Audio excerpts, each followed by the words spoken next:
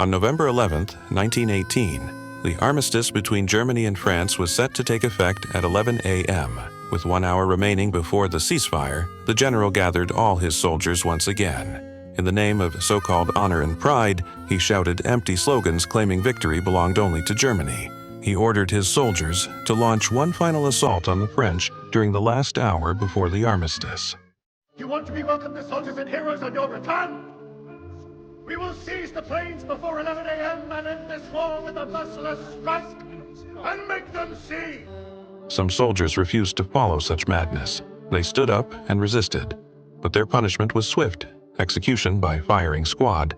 Seeing this, the rest of the men had no choice but to return to the battlefield for one last, meaningless fight.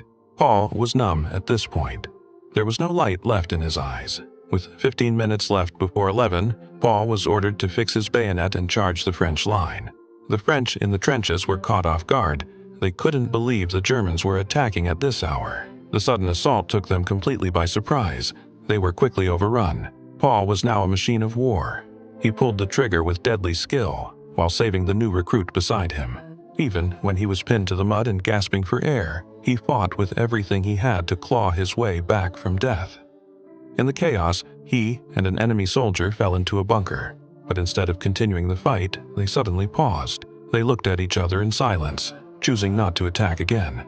Because if they could survive the next 3 minutes, this damned war would finally be over. But in those final moments, a hidden soldier appeared from the shadows and landed a fatal blow on Paul.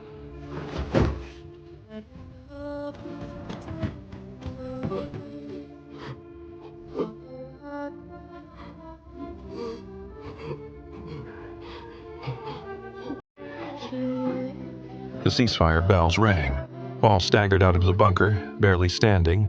His eyes were filled with endless pain and fatigue, but he still wanted to see what the world looked like after the fire ceased.